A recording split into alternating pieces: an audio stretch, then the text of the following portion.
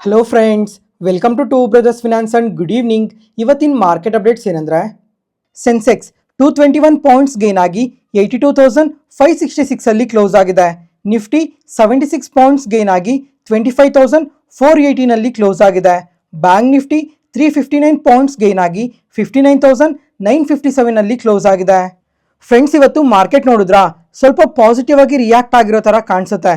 Mid and small caps ಆದರೆ just marginal positive ಅಲ್ಲಿ close ಆಗಿದೆ. ಆದರೆ ಅದು ಸುಳ್ಳು.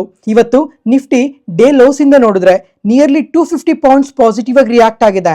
ಸೆನ್ಸೆಕ್ಸ್ ಆದರೆ 800 ಪಾಯಿಂಟ್ಸ್ ಪಾಸಿಟಿವ್ ಆಗಿದೆ. ಬ್ಯಾಂಕ್ ನಿಫ್ಟಿ 600 ಪಾಯಿಂಟ್ಸ್ ಪಾಸಿಟಿವ್ ಆಗಿದೆ. ನಿನ್ನೆ ನಮ್ಮ ಮಾರ್ಕೆಟ್ಸ್ ಎಷ್ಟು ಪಾಸಿಟಿವ್ ಆಗಿ ರಿಯಾಕ್ಟ್ ಆಗಿತ್ತೋ ಅದಕ್ಕಿಂತ ಜಾಸ್ತಿನೇ ಇವತ್ತು ಪಾಸಿಟಿವ್ ಆಗಿ ರಿಯಾಕ್ಟ್ ಆಗಿದೆ. ಮತ್ತೆ ಇವತ್ತಿನ ಮಾರ್ಕೆಟ್ ಓಪನಿಂಗ್ ಅಲ್ಲಿ ಏನಕ್ಕೆ ನೆಗೆಟಿವ್ ಆಗಿ ಓಪನ್ ಆಯಿತು, ಅದಾದ್ಮೇಲೂ ಸಹ ಏನಕ್ಕೆ ಸ್ವಲ್ಪ ಹೊತ್ತು ಮಾರ್ಕೆಟ್ ಫಾಲ್ ಆಯಿತು ಅಂತ ತಿಳ್ಕೊಳ್ಳೋಣ. ಅದ್ರ ಜೊತೆಗೆ 11 ಗಂಟೆ ಆದಮೇಲೆ ನಮ್ಮ ಮಾರ್ಕೆಟ್ಸ್ ಏನಕ್ಕೆ ಕಂಪ್ಲೀಟ್ ಆಗಿ ರಿಕವರ್ ಆಗಿ ಅಷ್ಟು ಪಾಸಿಟಿವ್ ಆಗಿ ರಿಯಾಕ್ಟ್ ಆಯಿತು ಅಂತ ಸಹ ಇವತ್ತು ಡೀಟೇಲ್ ಆಗಿ ತಿಳ್ಕೊಳ್ಳೋಣ. ಫಸ್ಟ್, ಫಾಲ್ಗೆ ರೀಸನ್ ಏನು ಅಂತ ತಿಳ್ಕೊಂಡ್ರೆ, ನಿನ್ನೆ ಮಾರ್ಕೆಟ್ ನ್ಯೂಸಲ್ಲೇ ಮೆನ್ಷನ್ ಮಾಡಿದ್ದೆ. ನಿನ್ನೆ ರಾತ್ರಿ US ಮಾರ್ಕೆಟಲ್ಲಿ FOMC ಮಿನಿಟ್ಸ್ ಮೀಟಿಂಗ್ ಇದೆ. ಇದು ನಮ್ಮ ಮಾರ್ಕೆಟ್ಸ್ಗೆ ತುಂಬಾ ಇಂಪಾರ್ಟೆಂಟ್ ಆಗಿರುತ್ತೆ ಅಂತ. ಈಗ ಎಲ್ಲರೂ ಎಕ್ಸ್ಪೆಕ್ಟ್ ಮಾಡಿರೋ ಥರನೇ ಫೆಡ್ ಚೇರ್ಮನ್ ಅವರು ಈ FOMC ಮಿನಿಟ್ಸ್ ಮೀಟಿಂಗಲ್ಲಿ ಯಾವುದೇ ಥರ ರೇಟ್ ಕಟ್ನ ಮಾಡಿಲ್ಲ. ಅದರ ಜೊತೆಗೆ ಎಕಾನಮಿ ರಿಲೇಟೆಡ್ ಆಗಿ ಮೇಜರ್ ಆಗಿ ಯಾವುದೇ ಥರ ನೆಗೆಟಿವ್ ಸ್ಟೇಟ್ಮೆಂಟ್ಸ್ನ ಕೂಡ ಮಾಡಿಲ್ಲ. ಇನ್ಫ್ಲೇಷನ್ ಮಾತ್ರ ಸ್ವಲ್ಪ ಜಾಸ್ತಿ ಇದೆ. ಈಗ ನಮ್ಮ ಎಕಾನಮಿಯಲ್ಲಿ ಈ ಟ್ಯಾರಿಫ್ ಅನ್ಸರ್ಟಿನಿಟೀಸ್ ಎಲ್ಲ ಇದಾವಲ್ವಾ, ಆ ಕಾರಣದಿಂದ ಮಾತ್ರ ಇನ್ಫ್ಲೇಷನ್ ಸ್ವಲ್ಪ ಜಾಸ್ತಿ ಇದೆ ಅಂತ ಮಾತ್ರನೇ ಸ್ಟೇಟ್ಮೆಂಟ್ಸ್ನ ಮಾಡಿದ್ದಾರೆ. ಅದರಿಂದ ನಿನ್ನೆ ರಾತ್ರಿ US ಮಾರ್ಕೆಟ್ ಕೂಡ ತುಂಬಾನೇ ವೊಲಟೈಲ್ ಆಗಿ ರಿಯಾಕ್ಟ್ ಆಗಿಲ್ಲ. Just marginal positive or negative ಅಲ್ಲಿ ಮಾತ್ರ ಕ್ಲೋಸ್ ಆಗಿದೆ. ಈ ಇನ್ಫ್ಲೇಷನ್ ಕನ್ಸರ್ನ್ ಇಂದ ಏನಾದರೂ ನಮ್ಮ ಮಾರ್ಕೆಟ್ಸ್ ಓಪನಿಂಗ್ ಅಲ್ಲಿ ಸ್ವಲ್ಪ ನೆಗೆಟಿವ್ ಆಗಿ ರಿಯಾಕ್ಟ್ ಆಗಿರ್ಬೋದು. ಅದರ ಜೊತೆಗೆ ಇವತ್ತು ನಮ್ಮ ಮಾರ್ಕೆಟ್ ಅಲ್ಲಿ ಸೆನ್ಸೆಕ್ಸ್ ಎಕ್ಸ್ಪೈರಿ ಬೇರೆ, ಅದರಿಂದನೂ ಸಹ ಈ ತರ ವೊಲಟೈಲ್ ಆಗಿ ರಿಯಾಕ್ಟ್ ಆಗಿರ್ಬೋದು. ಮತ್ತೆ ಡೊನಾಲ್ಡ್ ಟ್ರಂಪ್ ಅವರಾದ್ರೆ ಇರಾನ್ ರಿಲೇಟೆಡ್ ಆಗಿ ಸೀರಿಯಸ್ ಸ್ಟೇಟ್ಮೆಂಟ್ಸ್ ಮಾಡಿದ್ದಾರೆ. ಇದ್ರ ಬಗ್ಗೆ ಮುಂದೆ ತಿಳ್ಕೊಳ್ಳೋಣ. ಫೈನಲ್ ಆಗಿ ಇವತ್ತು ರೂಪಿ ಆದ್ರೆ ಎಗೇನೆಸ್ಟ್ ಡಾಲರ್ ಆಲ್ ಟೈಮ್ ಲೋಸ್ನ ಟಚ್ ಮಾಡಿದೆ.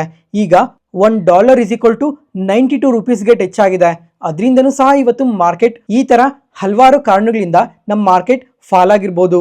ಈ ತರ ಫಾಲ್ ಆಗಿದ್ದ ಮಾರ್ಕೆಟ್ ಏನಕ್ಕೆ ಕಂಪ್ಲೀಟ್ ಆಗಿ ರಿಕವರ್ ಆಗಿ ಪಾಸಿಟಿವ್ ಅಲ್ಲಿ ಕ್ಲೋಸ್ ಆಗಿದೆ ಅಂತ ನೋಡ್ಕೊಂಡ್ರೆ, ಫ್ರೆಂಡ್ಸ್, ಈಗ ನಿನ್ನೆ ಮಾರ್ಕೆಟ್ ನ್ಯೂಸ್ ಅಲ್ಲೇ ಮೆನ್ಷನ್ ಮಾಡಿದ್ದೆ, ಯೂನಿಯನ್ ಬಜೆಟ್ ಇನ್ನ ನೆಕ್ಸ್ಟ್ 2 ಡೇಸ್ ಅಲ್ಲಿ ಇದೆ. ಅದರಿಂದ ಮಾರ್ಕೆಟ್ಸ್ ಎಲ್ಲ ಇವಾಗ ಸ್ವಲ್ಪ ಪಾಸಿಟಿವ್ ಆಗಿ ರಿಯಾಕ್ಟ್ ಆಗೋ ಚಾನ್ಸಸ್ ಇರುತ್ತೆ ಅಂತ. ಜೊತೆಗೆ ಇವತ್ತು ಸ್ಪೆಸಿಫಿಕ್ ಆಗಿ ಯಾವುದೋ ಒಂದೆರಡು ಸೆಕ್ಟರ್ ಏನು ಪಾಸಿಟಿವ್ ಆಗಿ ರಿಯಾಕ್ಟ್ ಆಗಿಲ್ಲ.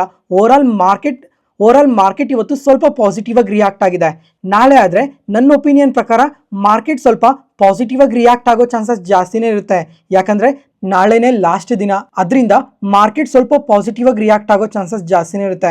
ನೋಡೋಣ, ಓವರ್ ನೈಟ್ ಅಲ್ಲಿ US ಮಾರ್ಕೆಟ್ ಇಂದ ಯಾವುದೇ ತರ ನೆಗೆಟಿವ್ ಅಪ್ಡೇಟ್ಸ್ ಏನಾದರೂ ಬರಲಿಲ್ಲ ಅಂದ್ರೆ, ಜೊತೆಗೆ ಸೆಂಟಿಮೆಂಟ್ ಏನಾದರೂ ಪಾಸಿಟಿವ್ ಆಗಿ ಟರ್ನ್ ಆದ್ರೆ ನಾಳೆ ಒಂದು ರ್ಯಾಲಿನ ನೋಡೋ ಚಾನ್ಸಸ್ ತುಂಬಾನೇ ಜಾಸ್ತಿ ಇರುತ್ತೆ. ಅದರ ಜೊತೆಗೆ ನಿನ್ನೆ ನಮ್ಮ ಮಾರ್ಕೆಟ್ ಕ್ಲೋಸ್ ಆದಮೇಲೆ ಇಂಡಿಯಾ US ಟ್ರೇಡ್ ನೆಗೋಸಿಯೇಷನ್ಸ್ ಬಗ್ಗೆ ತುಂಬಾನೇ ಪಾಸಿಟಿವ್ ಅಪ್ಡೇಟ್ಸ್ ಬಂದಿದ್ದಾವೆ. ಅದರಿಂದನೂ ಸಹ ಮಾರ್ಕೆಟ್ ಪಾಸಿಟಿವ್ ಆಗಿ ರಿಯಾಕ್ಟ್ ಆಗಿರ್ಬೋದು. ಅದಾದ್ಮೇಲೆ ಇವತ್ತಿನ ಮಾರ್ಕೆಟ್ ಟೈಮಲ್ಲಿ ಎಕಾನಮಿಕ್ ಸರ್ವೆನ ರಿಲೀಸ್ ಮಾಡಿದ್ದಾರೆ. ಇದು ಪ್ರತಿ ಬಜೆಟ್ಗಿನ ಮುಂಚೆ ಎಕಾನಮಿ ಸರ್ವೆನ ರಿಲೀಸ್ ಮಾಡ್ತಾನೆ ಇರ್ತಾರೆ. ಗೌರ್ಮೆಂಟ್ ಏನು ಹೇಳಿದ್ದಾರೆ ಅಂತ ಅಂದ್ರೆ, ನಮ್ಮ ಎಕಾನಮಿ ತುಂಬಾನೇ ಸ್ಟ್ರಾಂಗ್ ಆಗಿ ಗ್ರೋ ಆಗ್ತಾ ಇದೆ. ಗ್ರೋತ್ ಆಗಲಿ, ಡಿಮ್ಯಾಂಡ್, ಕನ್ಸಂಪ್ಷನ್, ಈ ತರ ಪ್ರತಿಯೊಂದು ಸೆಗ್ಮೆಂಟ್ ಅಲ್ಲೂ ತುಂಬಾ ಸ್ಟ್ರಾಂಗ್ ಆಗಿ ಎಕಾನಮಿ ಗ್ರೋ ಆಗ್ತಾ ಇದೆ ಅಂತ ತುಂಬಾ ಪಾಸಿಟಿವ್ ಕಮೆಂಟ್ಸ್ನ ಮಾಡಿದ್ದಾರೆ. ಈಗ ರೀಸೆಂಟ್ ಆಗಿ GST ಅಲ್ಲಿ ಸ್ವಲ್ಪ ಚೇಂಜಸ್ನ ತಂದಿರೋ ಕಾರಣದಿಂದ ಡಿಮ್ಯಾಂಡ್ ಆದರೆ ತುಂಬಾನೇ ಸ್ಟ್ರಾಂಗ್ ಆಗಿದೆ ಅಂತ ಪಾಸಿಟಿವ್ ಕಮೆಂಟ್ಸ್ನ ಮಾಡಿದ್ದಾರೆ. ನೆಕ್ಸ್ಟ್ ಅದಾದ್ಮೇಲೆ ಫ್ರೆಂಡ್ಸ್, ಗೋಲ್ಡ್ ಸಿಲ್ವರ್ ನೋಡ್ತಾ ಇದ್ದೀರಾ ಯಾವ ತರ ಗ್ರೋ ಆಗ್ತಾ ಇದೆ ಅಂತ. ಇವತ್ತು ಗೋಲ್ಡ್ ಆದ್ರೆ 10 ಗ್ರಾಮ್ಸ್ ಮೇಲೆ 11,000 ಇನ್ಕ್ರೀಸ್ ಆಗಿದೆ. ಯಾಕಂದ್ರೆ ಡೊನಾಲ್ಡ್ ಟ್ರಂಪ್ ಅವರು ನಿನ್ನೆ ರಾತ್ರಿ ಇರಾನ್ ಸುತ್ತಮುತ್ತರ ವಾರ್ಶಿಪ್ಸ್ ಎಲ್ಲ ರೆಡಿ ಆಗಿದ್ದಾವೆ. ಇವಾಗ ಇರಾನ್ ಅವ್ರು ಏನಾದರೂ ನೆಗೋಸಿಯೇಷನ್ಸ್ಗೆ ಬಂದ್ರೆ ಪರವಾಗಿಲ್ಲ, ಇಲ್ಲ ಅಂದ್ರೆ ಇರಾನ್ ಮೇಲೆ ಸ್ಟ್ರಾಂಗ್ ಆಗಿ ಅಟ್ಯಾಕ್ ಮಾಡ್ತೀವಿ ಅಂತ ಸೀರಿಯಸ್ ವಾರ್ನಿಂಗ್ನ ಕೊಟ್ಟಿದ್ದಾರೆ. ಅದರ ಜೊತೆಗೆ ಇನ್ಫ್ಲೇಷನ್ ಕನ್ಸರ್ನ್ಸ್ ಕೂಡ ಇದೆ US ಅಲ್ಲಿ. ಮತ್ತೆ ಡಾಲರ್ ಆದ್ರೆ 4 ಇಯರ್ಸ್ ಲೋ ಅಲ್ಲಿ ಇದೆ. ಅದರಿಂದನೂ ಕೂಡ ಗೋಲ್ಡ್ ಈ ತರ ಪಾಸಿಟಿವ್ ಆಗಿ ರಿಯಾಕ್ಟ್ ಆಗ್ತಾ ಇದೆ. ಮತ್ತೆ ಸೆಂಟ್ರಲ್ ಬ್ಯಾಂಕ್ಸ್ ಆದ್ರೆ ಕಂಟಿನ್ಯೂಸ್ ಆಗಿ ಬೈ ಮಾಡ್ತಾನೆ ಇದ್ದಾರೆ. ಅದರಿಂದನೂ ಸಹ ಗೋಲ್ಡ್ ಈ ತರ ಪಾಸಿಟಿವ್ ಆಗಿ ರಿಯಾಕ್ಟ್ ಆಗ್ತಾ ಇದೆ. ನೋಡೋಣ ಕಮಿಂಗ್ ಟೈಮಲ್ಲಿ ಗೋಲ್ಡ್ ಇನ್ನ ಎಷ್ಟು ಪಾಸಿಟಿವ್ ಆಗಿ ಗ್ರೋ ಆಗುತ್ತೆ ಅಂತ.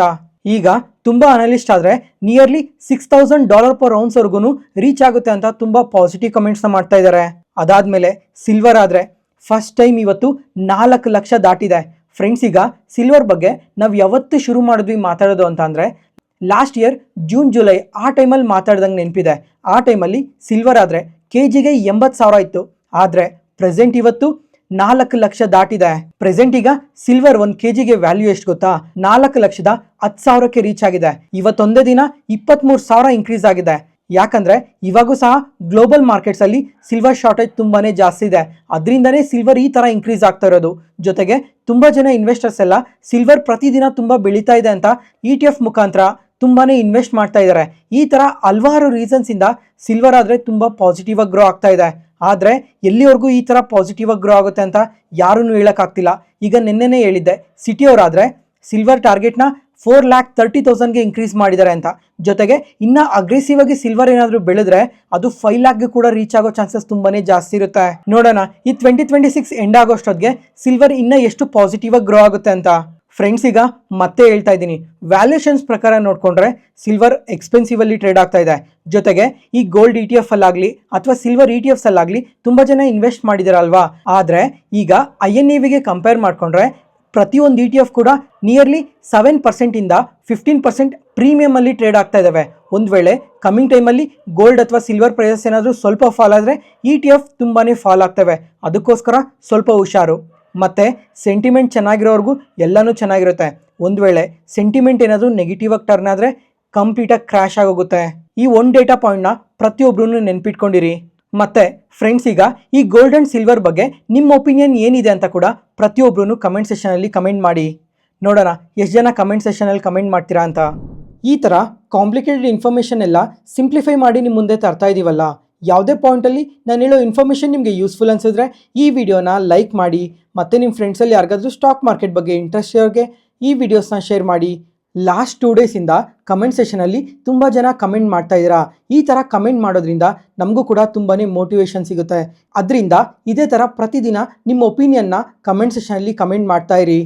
Next market key updates. First, ABB India.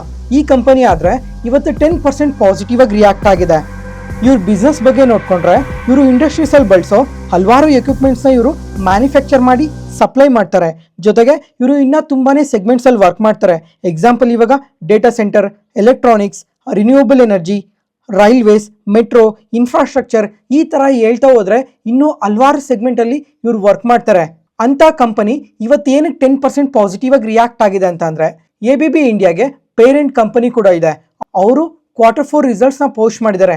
ಈ ರಿಸಲ್ಟ್ಸ್ ಆದರೆ ತುಂಬಾ ಪಾಸಿಟಿವ್ ಆಗಿ ಪೋಸ್ಟ್ ಮಾಡಿದ್ದಾರೆ. ಇಯರ್ ಆನ್ ಇಯರಲ್ಲಿ ಟೋಟಲ್ ಆರ್ಡರ್ ಬುಕ್ ಆದರೆ 36% ಇನ್ಕ್ರೀಸ್ ಆಗಿದೆ. ಜೊತೆಗೆ ಆ ಕಂಪನಿ ಮ್ಯಾನೇಜ್ಮೆಂಟ್ ಏನು ಹೇಳ್ತಾ ಇದ್ದಾರೆ ಅಂದರೆ ಈಗ ಇಂಡಿಯಾ ಬಿಸ್ನೆಸ್ ಏನಿದೆ ಇದು ತುಂಬಾ ಸ್ಟ್ರಾಂಗ್ ಆಗಿ ಗ್ರೋ ಆಗ್ತಾ ಇದೆ. ಇಯರ್ ಆನ್ ಇಯರಲ್ಲಿ ಇಂಡಿಯಾ ಬಿಸ್ನೆಸ್ಸಲ್ಲಿ ಆರ್ಡರ್ ಬುಕ್ ಆದರೆ 49% ಇನ್ಕ್ರೀಸ್ ಆಗಿದೆ. ನಮಗೆ ಮೇಜರ್ ಗ್ರೋತ್ ಎಲ್ಲ ಇಂಡಿಯಾಯಿಂದನೇ ಬರ್ತಾ ಇರೋದು ಅಂತ ತುಂಬಾ ಪಾಸಿಟಿವ್ ಕಮೆಂಟ್ಸ್ನ ಮಾಡಿದ್ದಾರೆ. ಅದರಿಂದನೇ ಇಷ್ಟು ಪಾಸಿಟಿವ್ ಆಗಿ ರಿಯಾಕ್ಟ್ ಆಗಿರೋದು. ಜೊತೆಗೆ ABB ಇಂಡಿಯಾದವರು ಈ Q3 ರಿಸಲ್ಟ್ಸ್ನ ಕೂಡ ಪೋಸ್ಟ್ ಮಾಡಿಲ್ಲ. ನೆಕ್ಸ್ಟ್ ಮಂತಲ್ಲಿ ರಿಸಲ್ಟ್ಸ್ ಪೋಸ್ಟ್ ಮಾಡ್ತಾರೆ.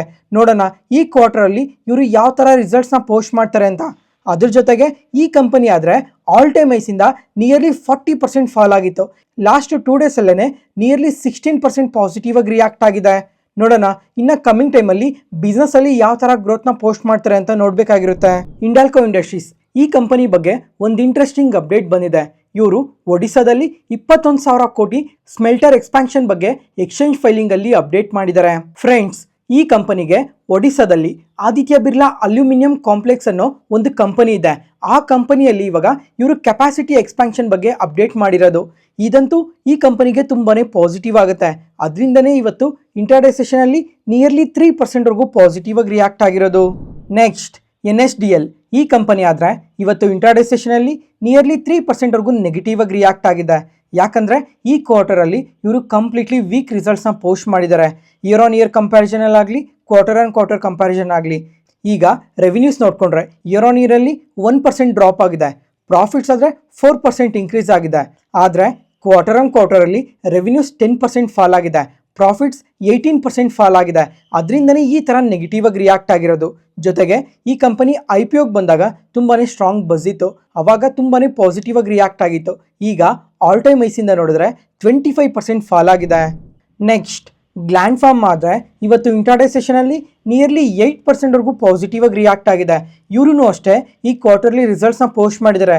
ಇವರಾದರೆ ತುಂಬ ಪಾಸಿಟಿವ್ ರಿಸಲ್ಟ್ಸ್ನ ಪೋಸ್ಟ್ ಮಾಡಿದ್ದಾರೆ. ಇಯರ್ ಆನ್ ಇಯರಲ್ಲಿ ರೆವಿನ್ಯೂಸ್ ಆದರೆ 22% ಇನ್ಕ್ರೀಸ್ ಆಗಿದೆ. ಪ್ರಾಫಿಟ್ಸ್ 33% ಇನ್ಕ್ರೀಸ್ ಆಗಿದೆ. ಜೊತೆಗೆ ಕ್ವಾರ್ಟರ್ ಆನ್ ಕ್ವಾರ್ಟರ್ ಬೇಸಿಸ್ ಅಲ್ಲಿ ನೋಡಿದ್ರು ತುಂಬಾನೇ ಸ್ಟ್ರಾಂಗ್ ಗ್ರೋತ್ ನ ಪೋಸ್ಟ್ ಮಾಡಿದ್ದಾರೆ. ಮಾರ್ಜಿನ್ಸ್ ಕೂಡ ಇಂಪ್ರೂವ್ ಮಾಡ್ಕೊಂಡಿದ್ದಾರೆ. ಈ ತರ ಸ್ಟ್ರಾಂಗ್ ರಿಸಲ್ಟ್ಸ್ ನ ಪೋಸ್ಟ್ ಮಾಡೋದಕ್ಕೆ ಯಾವ್ಯಾವ ಕಂಟ್ರೀಸ್ ಎಷ್ಟೆಷ್ಟು ಕಾಂಟ್ರಿಬ್ಯೂಟ್ ಮಾಡಿದೆ ಅಂತ ಅಂದ್ರೆ, ಈಗ US ಬಿಸ್ನೆಸ್ ಆದ್ರೆ ಇಯರ್ ಆನ್ ಇಯರ್ ಬೇಸಿಸ್ ಅಲ್ಲಿ 19% ಗ್ರೋ ಆಗಿದೆ. ಮತ್ತೆ ನಮ್ಮ ಇಂಡಿಯನ್ ಬಿಸ್ನೆಸ್ ಆದ್ರೆ 32% ಗ್ರೋತ್ ನ ಪೋಸ್ಟ್ ಮಾಡಿದೆ. ಅದ್ರ ಜೊತೆಗೆ ಯುರೋಪಿಯನ್ ಬಿಸ್ನೆಸ್ ಆದ್ರೆ 54% ಗ್ರೋತ್ ನ ಪೋಸ್ಟ್ ಮಾಡಿದೆ. ಓವರ್ ಆಲ್ ಎಲ್ಲಾ ಕಂಟ್ರೀಸ್ ಅಲ್ಲೂ ಗ್ಲ್ಯಾಂಡ್ ಫಾರ್ಮ್ ಅವ್ರ ಬಿಸ್ನೆಸ್ ತುಂಬಾನೇ ಸ್ಟ್ರಾಂಗ್ ಆಗಿ ಗ್ರೋ ಆಗ್ತಾ ಇದೆ. ಅದ್ರ ಜೊತೆಗೆ ಈಗ ಗ್ಲ್ಯಾಂಡ್ ಫಾರ್ಮ್ ಅವ್ರ ಮ್ಯಾನೇಜ್ಮೆಂಟ್ ಏನ್ ಹೇಳ್ತಾ ಇದೆ ಅಂದ್ರೆ, ಕಮಿಂಗ್ ಟೈಮಲ್ಲೂ ಕೂಡ ಇದೇ ತರ ತುಂಬಾನೇ ಸ್ಟ್ರಾಂಗ್ ಗ್ರೋತ್ ಇರುತ್ತೆ ಅಂತ ಹೇಳ್ತಾ ಇದ್ದಾರೆ. ಯಾಕಂದ್ರೆ ಇವರು ರೀಸೆಂಟ್ ಆಗಿ GLP ಡ್ರಗ್ ನ ಲಾಂಚ್ ಮಾಡಿದ್ದಾರೆ. ವೆಯ್ಟ್ ಲಾಸ್ಗೆ ಮತ್ತೆ ಡಯಾಬಿಟಿಸ್ಗೆ ಯೂಸ್ ಮಾಡೋ ಮೆಡಿಸಿನ್ ಇದು. ಇದರಿಂದ ಕೂಡ ಕಮಿಂಗ್ ಟೈಮಲ್ಲಿ ತುಂಬಾನೇ ಒಳ್ಳೆ ಗ್ರೋತ್ ನ ಎಕ್ಸ್ಪೆಕ್ಟ್ ಮಾಡ್ತಾ ಇದೀವಿ ಅಂತ ತುಂಬಾನೇ ಪಾಸಿಟಿವ್ ಕಮೆಂಟ್ಸ್ ನ ಮಾಡಿದ್ದಾರೆ. ನೋಡೋಣ ಕಮಿಂಗ್ ಟೈಮಲ್ಲೂ ಇವ್ರನ್ನ ಎಷ್ಟು ಪಾಸಿಟಿವ್ ಆಗಿ ಗ್ರೋ ಆಗ್ತಾರೆ ಅಂತ. Next, Hindustan copper. ಈ ಕಂಪನಿ ಆದ್ರೆ ಇವತ್ತು 20% ಪಾಸಿಟಿವ್ ಅಲ್ಲಿ ಸರ್ಕ್ಯೂಟ್ ಲಾಕ್ ಆಗಿದೆ. ಲಾಸ್ಟ್ 1 ವೀಕ್ ಅಲ್ಲಿ 35% ರ್ಯಾಲಿ ಆಗಿದೆ. ಲಾಸ್ಟ್ 1 ಮಂತ್ ಅಲ್ಲಿ 50%, ಲಾಸ್ಟ್ 6 ಮಂತ್ಸ್ ಅಲ್ಲಿ 200% ರ್ಯಾಲಿ ಆಗಿದೆ. ಫ್ರೆಂಡ್ಸ್, ಈಗ ಈ ಮೆಟಲ್ಸ್ ಬಗ್ಗೆ ತುಂಬಾ ಸಲನೇ ಮಾತಾಡ್ಕೊಂಡಿದ್ವಿ. ಈಗ ಹಿಂದೂಸ್ತಾನ್ ಕಾಪರ್ ಅವ್ರು ಏನ್ ಮಾಡ್ತಾರೆ ಅಂದ್ರೆ, ಕಾಪರ್ನ ಮೈನ್ ಮಾಡ್ತಾರೆ. ಜೊತೆಗೆ ಈ ಕಾಪರ್ ಪ್ರೈಸಸ್ ಎಷ್ಟು ಇನ್ಕ್ರೀಸ್ ಆಗುತ್ತೋ ಈ ಕಂಪನಿಗೆ ಅಷ್ಟು ಅಡ್ವಾಂಟೇಜ್ ಇರುತ್ತೆ. ಫ್ರೆಂಡ್ಸ್, ಈಗ ಲಾಸ್ಟ್ 1 ಇಯರ್ ಇಂದ ಈ ಮೆಟಲ್ ಪ್ರೈಸಸ್ ಎಲ್ಲ ಯಾವ ತರ ಇನ್ಕ್ರೀಸ್ ಆಗ್ತಾ ಇದೆ ಅಂತ ಎಲ್ಲಾರ್ಗು ಗೊತ್ತೇ ಇದೆ. ಗೋಲ್ಡ್ ಆದ್ರೆ 100% ರಿಟರ್ನ್ಸ್ ಕೊಟ್ಟಿದೆ. ಸಿಲ್ವರ್ 300% ರಿಟರ್ನ್ಸ್ ಕೊಟ್ಟಿದೆ. ಕಾಪರ್ ಆದ್ರೆ ಲಾಸ್ಟ್ 1 ಇಯರ್ ಅಲ್ಲಿ ಎಬವ್ 50% ರಿಟರ್ನ್ಸ್ ಕೊಟ್ಟಿದೆ. ಫ್ರೆಂಡ್ಸ್, ಈಗ ಸಿಲ್ವರ್ ಏನಕ್ಕೆ ಪಾಸಿಟಿವ್ ಆಗಿ ಗ್ರೋ ಆಗ್ತಾ ಇದೆ ಹೇಳಿ? ಒಂದು, ಸಪ್ಲೈ ಕನ್ಸರ್ನ್ಸ್ ಇಂದ ಮತ್ತೆ ಚೈನಾ ರಿಸ್ಟ್ರಿಕ್ಷನ್ಸ್ ಇಂದ. ಅದ್ರ ಜೊತೆಗೆ ಈಗ ತುಂಬಾ ಸಿಲ್ವರ್ನೆಲ್ಲ ಎಲ್ಲಿ ಬಳಸ್ತಾರೆ ಅಂತ ಅಂದ್ರೆ, ಇಂಡಸ್ಟ್ರೀಸ್ ಅಲ್ಲಿ ಬಳಸ್ತಾರೆ. ಎಕ್ಸಾಂಪಲ್, ಇವಾಗ ಎಲೆಕ್ಟ್ರಿಕ್ ವೆಹಿಕಲ್ಸ್, ರಿನ್ಯೂವಬಲ್ ಎನರ್ಜೀಸ್, ಈ ತರ ತುಂಬಾನೇ ಇಂಡಸ್ಟ್ರೀಸ್ ಅಲ್ಲಿ ಈ ಸಿಲ್ವರ್ನ ಬಳಸ್ತಾರೆ ಅಂತ ಎಲ್ಲಾರ್ಗು ಗೊತ್ತೇ ಇದೆ. ಅದರಿಂದನೂ ಸಹ ಈ ಸಿಲ್ವರ್ ಪ್ರೈಸಸ್ ಈ ತರ ಇನ್ಕ್ರೀಸ್ ಆಗಿರೋದು. ಇವಾಗ ಈ ಸಿಲ್ವರ್ ಪ್ರೈಸಸ್ ಆದ್ರೆ ತುಂಬಾ ಇನ್ಕ್ರೀಸ್ ಆಗೋಗಿದೆ ಅಂತ ಅಂದ್ಬಿಟ್ಟು ಇಂಡಸ್ಟ್ರೀಸ್ ಆದ್ರೆ ಆಲ್ಟರ್ನೇಟಿವ್ ಪ್ರಾಡಕ್ಟ್ ನ ನೋಡ್ತಾರಲ್ವಾ, ಆಲ್ಟರ್ನೇಟಿವ್ ಪ್ರಾಡಕ್ಟ್ ನ ನೋಡ್ಬೇಕು ಅಂದ್ರೆ ಈ ಕಾಪರ್ನೇ ನೋಡ್ಬೇಕಾಗಿರುತ್ತೆ. ಅದರಿಂದ ಕಮಿಂಗ್ ಟೈಮಲ್ಲಿ ಎಲೆಕ್ಟ್ರಿಕ್ ವೆಹಿಕಲ್ಸ್ ಅಲ್ಲಿ, ಸೋಲಾರ್ ಪ್ಯಾನೆಲ್ಸ್ ಅಲ್ಲಿ ಈ ಕಾಪರ್ನ ಯೂಸ್ ಮಾಡ್ತಾರೆ ಅನ್ನೋ ಒಂದು ಪಾಸಿಟಿವ್ ಸೆಂಟಿಮೆಂಟ್ ಇಂದ ತುಂಬಾ ಜನ ಹಿಂದೂಸ್ತಾನ್ ಕಾಪರ್ ಅಲ್ಲಿ ಇನ್ವೆಸ್ಟ್ ಮಾಡಿದ್ದಾರೆ. ಫ್ರೆಂಡ್ಸ್, ಈಗ ಸಿಲ್ವರ್ ಅಲ್ಲಿ ಇನ್ವೆಸ್ಟ್ ಮಾಡಕ್ಕೆ ಸಿಲ್ವರ್ ETF ಇದೆ, ಗೋಲ್ಡ್ ಅಲ್ಲಿ ಇನ್ವೆಸ್ಟ್ ಮಾಡೋದಕ್ಕೆ ಗೋಲ್ಡ್ ETFs ಇದೆ. ಆದ್ರೆ ನಮ್ಮ ಇಂಡಿಯಾದಲ್ಲಿ ಈ ಕಾಪರ್ ಅಲ್ಲಿ ಇನ್ವೆಸ್ಟ್ ಮಾಡೋದಕ್ಕೆ ಕಾಪರ್ ETFs ಯಾವುದೂ ಇಲ್ಲ. ಅದರಿಂದ ತುಂಬಾ ಜನ ಇನ್ವೆಸ್ಟರ್ಸ್ ಎಲ್ಲ ಹಿಂದೂಸ್ತಾನ್ ಕಾಪರ್ ಅಲ್ಲಿ ಇನ್ವೆಸ್ಟ್ ಮಾಡ್ತಾ ಇದ್ದಾರೆ. ಅದರಿಂದ ಮಾರ್ಕೆಟ್ ಕ್ಯಾಪ್ ನೋಡಿದ್ರೆ ತುಂಬಾನೇ ಇನ್ಕ್ರೀಸ್ ಆಗ್ತಾ ಇದೆ. ಈಗ ಲಾಸ್ಟ್ 6 ಮಂತ್ಸ್ ಅಲ್ಲಿ ಹಿಂದೂಸ್ತಾನ್ ಕಾಪರ್ ಆದ್ರೆ 200% ರ್ಯಾಲಿ ಆಗಿದೆ. ಮತ್ತೆ ಇವತ್ತು ಕಾಪರ್ ಪ್ರೈಸಸ್ ಆದ್ರೆ ನಿಯರ್ಲಿ 7% ಪಾಸಿಟಿವ್ ಆಗಿ ಗ್ರೋ ಆಗಿದೆ. ಅದರಿಂದನೂ ಸಹ ಹಿಂದೂಸ್ತಾನ್ ಕಾಪರ್ ಈ ತರ ಪಾಸಿಟಿವ್ ಆಗಿ ರಿಯಾಕ್ಟ್ ಆಗಿರ್ಬೋದು. ನೋಡೋಣ ಇನ್ನ ಕಮಿಂಗ್ ಟೈಮಲ್ಲಿ ಕಾಪರ್ ಪ್ರೈಸಸ್ ಯಾವ ತರ ಇನ್ಕ್ರೀಸ್ ಆಗುತ್ತೆ ಅಂತ. ಈ ಕಾಪರ್ ನೆಕ್ಸ್ಟ್ ಗೋಲ್ಡ್ ಆಗುತ್ತಾ ಅಂತ ನೋಡ್ಬೇಕಾಗಿರುತ್ತೆ. ಫ್ರೆಂಡ್ಸ್, ಈಗ ನೀವು ಯಾರಾದರೂ ಈ ಹಿಂದೂಸ್ತಾನ್ ಕಾಪರ್ ಅಲ್ಲಿ ಇನ್ವೆಸ್ಟ್ ಮಾಡಿದ್ರೆ ಒಂದ್ಸಲ ಕಮೆಂಟ್ ಸೆಕ್ಷನ್ ಅಲ್ಲಿ ಕಮೆಂಟ್ ಮಾಡಿ. ಅಥವಾ ಈ ಗ್ಲೋಬಲ್ ಮಾರ್ಕೆಟ್ಸ್ ಅಲ್ಲಿ ಈ ಕಾಪರ್ ETF ಎಲ್ಲ ಇದಾವಲ್ವಾ, ಈ ETFs ಅಲ್ಲಿ ಏನಾದರೂ ಇನ್ವೆಸ್ಟ್ ಮಾಡಿದ್ರು ಒಂದ್ಸಲ ಕಮೆಂಟ್ ಸೆಕ್ಷನ್ ಅಲ್ಲಿ ಕಮೆಂಟ್ ಮಾಡಿ ಯಾವ ETF ಅಲ್ಲಿ ಇನ್ವೆಸ್ಟ್ ಮಾಡಿದ್ದೀರಾ ಅಂತ. Next, GRSC garden rich ship building. ಈ ಕಂಪನಿ ಆದ್ರೆ ಇವತ್ತು 5% ಪಾಸಿಟಿವ್ ಆಗಿ ರಿಯಾಕ್ಟ್ ಆಗಿದೆ. ಇವರು ಈ ಕ್ವಾರ್ಟರ್ ಅಲ್ಲಿ ತುಂಬಾನೇ ಎಕ್ಸ್ಟ್ರಾರ್ಡಿನರಿ ರಿಸಲ್ಟ್ಸ್ ನ ಪೋಸ್ಟ್ ಮಾಡಿದ್ದಾರೆ. ಇಯರ್ ಆನ್ ಇಯರ್ ಅಲ್ಲಿ ರೆವಿನ್ಯೂಸ್ ಆದ್ರೆ 49% ಇನ್ಕ್ರೀಸ್ ಆಗಿದೆ. ಪ್ರಾಫಿಟ್ಸ್ ಆದ್ರೆ 74% ಇನ್ಕ್ರೀಸ್ ಆಗಿದೆ. ಜೊತೆಗೆ ಕ್ವಾರ್ಟರ್ ಆನ್ ಕ್ವಾರ್ಟರ್ ಅಲ್ಲಿ ನೋಡಿದ್ರು ರೆವಿನ್ಯೂಸ್, ಪ್ರಾಫಿಟ್ಸ್ ತುಂಬಾನೇ ಇನ್ಕ್ರೀಸ್ ಆಗಿದೆ. ಅದರಿಂದನೇ ಈ ತರ ಪಾಸಿಟಿವ್ ಆಗಿ ರಿಯಾಕ್ಟ್ ಆಗಿರೋದು. ಮತ್ತೆ ಫ್ರೆಂಡ್ಸ್, ಈಗ ನಿನ್ನೆ ಮಾರ್ಕೆಟ್ ನ್ಯೂಸ್ ಅಲ್ಲಿ ಮಾತಾಡ್ಕೊಂಡಿದ್ವಿ, ಈ ಯೂನಿಯನ್ ಬಜೆಟ್ ಅಲ್ಲಿ ಡಿಫೆನ್ಸ್ ಅಲೋಕೇಶನ್ ನ ನಿಯರ್ಲಿ 20% ವರ್ಗು ಇನ್ಕ್ರೀಸ್ ಮಾಡೋ ಚಾನ್ಸಸ್ ಇದೆ ಅನ್ನೋ ಒಂದು ಪಾಸಿಟಿವ್ ಸೆಂಟಿಮೆಂಟ್ ಇದೆ ಮಾರ್ಕೆಟ್ ಅಲ್ಲಿ. ಅದರಿಂದನೇ ನಿನ್ನೆ ಈ ಡಿಫೆನ್ಸ್ ಕಂಪನೀಸ್ ಎಲ್ಲ ತುಂಬಾನೇ ಪಾಸಿಟಿವ್ ಆಗಿ ರಿಯಾಕ್ಟ್ ಆಗಿದ್ದು ಅಂತ ನಿನ್ನೆ ವಿಡಿಯೋದಲ್ಲಿ ಮಾತಾಡ್ಕೊಂಡಿದ್ವಿ. ಈಗ ಪ್ರೆಸೆಂಟ್ ಮಾರ್ಕೆಟ್ ಅಲ್ಲಿ ಯಾವ ತರ ಕಂಡೀಷನ್ ಇದೆ ಅಂತ ಅಂದ್ರೆ 20% ಅಲ್ಲ ಅಲೋಕೇಶನ್ ನ ಇನ್ಕ್ರೀಸ್ ಮಾಡ್ತಾ ಇರೋದು, ನಿಯರ್ಲಿ 25% ಇನ್ಕ್ರೀಸ್ ಆಗೋ ಚಾನ್ಸಸ್ ಇದೆ ಅಂತ ಮಾರ್ಕೆಟ್ ಎಕ್ಸ್ಪೆಕ್ಟ್ ಮಾಡ್ತಾ ಇದೆ. ಒಂದ್ ವೇಳೆ ಇದೇ ನಿಜ ಆದ್ರೆ ನಾಳೆ ಸಹ ನಮ್ಮ ಮಾರ್ಕೆಟ್ ಅಲ್ಲಿ ಡಿಫೆನ್ಸ್ ಕಂಪನೀಸ್ ಪಾಸಿಟಿವ್ ಆಗಿ ರಿಯಾಕ್ಟ್ ಆಗೋ ಚಾನ್ಸಸ್ ಇರುತ್ತೆ.